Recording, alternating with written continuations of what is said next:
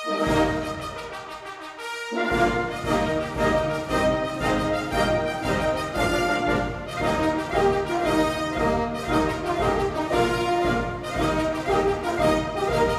week in Limbourgeois. Kunstgalerie Beerwald opent jubileumjaar met Corneille en galafeest van de Tempeliers op Château Neerkan.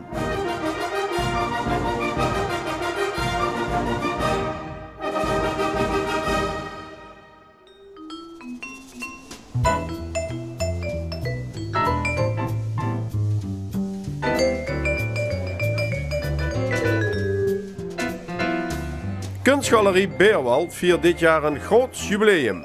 50 jaar geleden kwam de Duitser Karl-Heinz Beerwald naar Maastricht en opende daar zijn kunstgalerie, die nog altijd bestaat.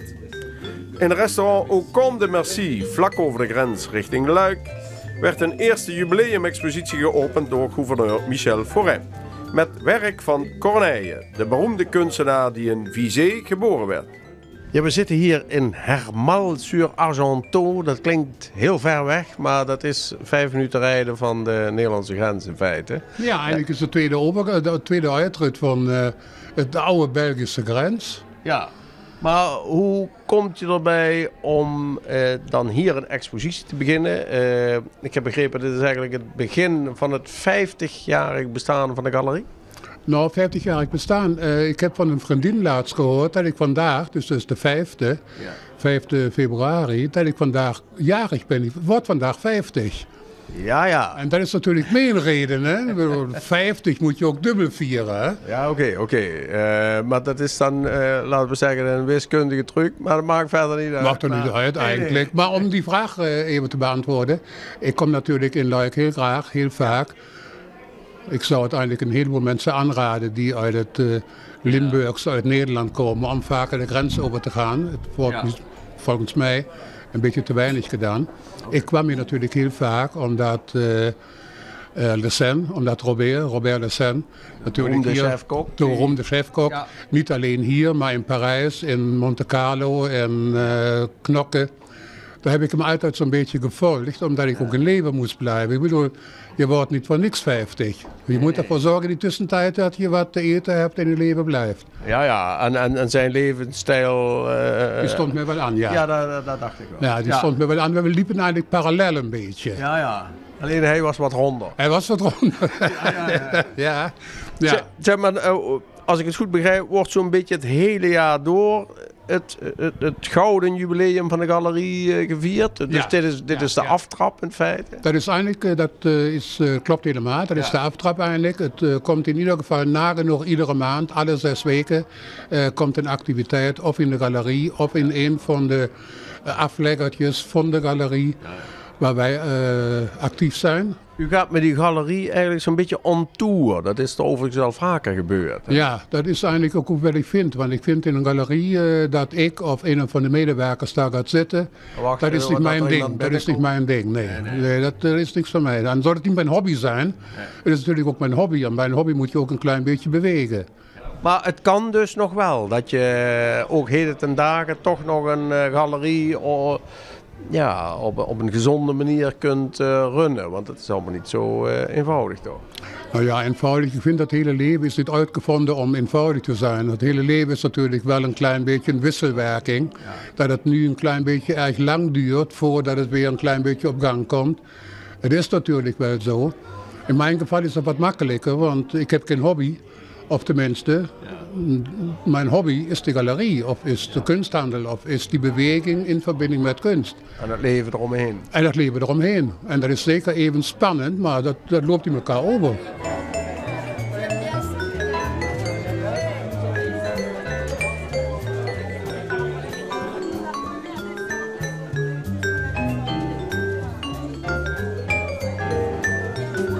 Ik heb ook wel begrepen dat bedrijven die investeren wat minder in kunst. Want dat is allemaal kijken naar het budget en zo. Maar dat van de andere kant particulieren ook wel zoiets hebben weer van... ik kan mijn geld op de bank zetten, maar de rente is ook niks. Dus dat brengt niks op.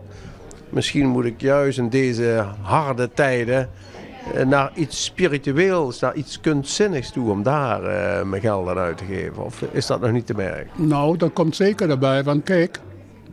Het is natuurlijk ook zo dat prijzen een klein beetje aangepast zijn. Die prijzen zijn ook een klein beetje genormaliseerd. Ja, die gekte is er een beetje uit. Dus ik bedoel, als je een klein beetje oplet en je maakt en je kijkt een beetje op gevestigde namen, nou dan denk ik dat het echt de moeite waard is om in plaats van een half procent of 1% rente te krijgen, ja, om dat in een serieuze stuk kunst te steken. Lijkt mij ook financieel een heel stuk interessanter. Ja. Ik denk het wel, ja. Staan de prijzen voor iemand als Corneille ook onder druk? Nou, Corneille is natuurlijk een wereldman. Ik bedoel, Corneille is natuurlijk, ik geloof dat van Corneille iets van 100 boeken uitgegeven zijn. Nou ja, hij is een paar jaar dood en normaal als een wereldjongen overlijdt, dan wordt het duurder. Ik bedoel, en dat is bij Corneille datzelfde. Dat is bij Appel, dat is bij al die grote jongens, ook uit de Cobra, gewoon het geval. Dus ik bedoel, onder druk. Nee, dat valt wel mee, ja. En dan hangt het hier een aantal weken en dan ook in de hoop dat er iets verkocht wordt natuurlijk. Nou, ik hoop, wat ik gehoord heb, ik heb natuurlijk ook daar een beetje en in die richting oren. En ik geloof wel dat er 3 of 4 werken verkocht zijn.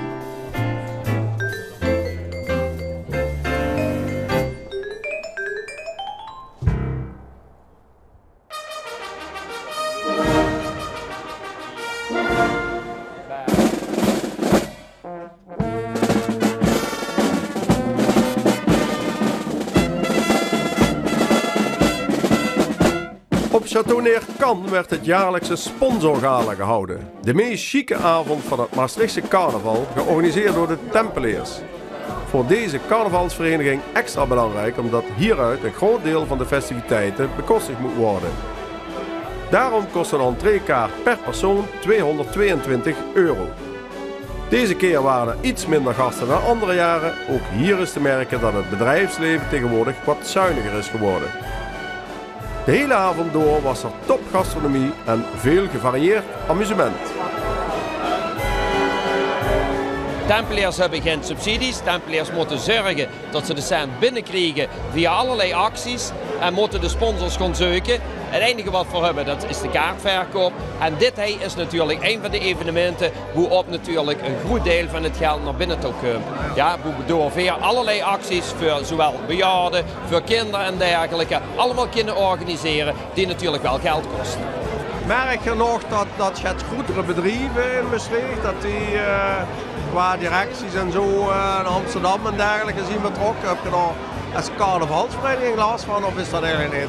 Ja, uiteraard. Zo wie alle evenementen in Maastricht, maar ook in andere steden. Men merkt gewoon dat er grote concerns zijn die weer afstaan van de plek waar men zelf gevestigd is. En dat maakt het altijd lastig om duidelijk te maken dat het heel erg important is dat er toch een band is met de stad waar ze zelf gevestigd is. Goedenavond allemaal, wie de naam is Conchita Wurst. Ik heb jullie meegebracht mijn eerste keer of mijn neefje uit Barcelona, Conchita Corins. Hoi! Zing met mir ein kleines Lied, dass die Welt in Frieden leeft. Ik weet het niet. Ik denk dat van deze kant nog gaat wel zwoorders dan maken we een goede keur. Kent je nog? 1979 Israël. Halleluja.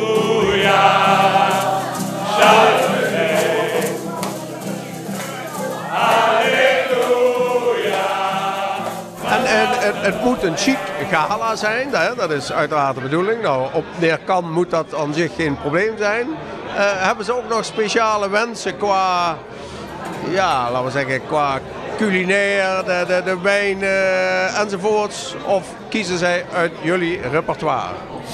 Nou, ik denk dat onze chef Hans Snijders een beetje kiest uit zijn repertoire. Ja. Hij gaat elk jaar weer iets anders bedenken. Zij het voor 70%. Want de oesters die hier blijven hier gewoon een gerecht. Ja. Dus hij bedenkt wel 70% elk jaar nieuwe gerechten. En dat is voor dit aantal heel erg bijzonder. Ja, want over hoeveel mensen hebben we? We hebben het over 350 mensen. En ja, dat is een mooi aantal. We zijn iets meer gewend, normaal gesproken, laten we eerlijk zijn. Ja, dat is voor ons. Andere tijden? Met andere tijden. We hebben ook de ruimtes optisch wat verkleind. Met prachtige mooie doeken van Crit Rousseau. Dus nee, ik denk dat het een heel fijn feest wordt. En dat we, als de economie weer wat aan gaat trekken, en ik vind dat dat het geval is, dan denk ik wel dat er volgend jaar, nadat men weer heel goed heeft gesproken over deze avond, dat er wel weer meer mensen komen. Want ik zal haar nog niet laten gaan, dat stukje grijn in de stad. Het is voor haar waar ik het liedje zing. En dan kom maar heel voorzichtig, want rood. Ja, 2000 mensen, het gewoon aan die kant. Roze die gaat ik wil geven. Het is toch de chicste partij van het jaar. Ja. Dus veel voorbereiding dan, eigenlijk. Dat natuurlijk, want ja, de verwachtingen worden iedere keer hoger natuurlijk. Hè. En wat staat dan op het menu? Nou, hier staat bijvoorbeeld gemarineerde zalm, in nori gewikkeld, een paté van ganzenlever met vijg en een cannelloni gevuld met kreeft en kinkrab. Okay. Dat is het voorgerecht. Ik zie wel eens op de Duitse televisie, hè, daar hebben ze van die feestavonden en zittingen en zo. En daar zie je ook al die dames in gala kleding en zo. Ja. Op zich denk ik van, wow, niet verkeerd eigenlijk. Moet ze misschien nog eens een keer proberen, maar ja goed, laten we eerst dit gewoon eens lekker doorkomen, een geweldig feest van maken. En dan in de toekomst weer wit, hebben we misschien een cultse avond in Maastricht. Ken allemaal.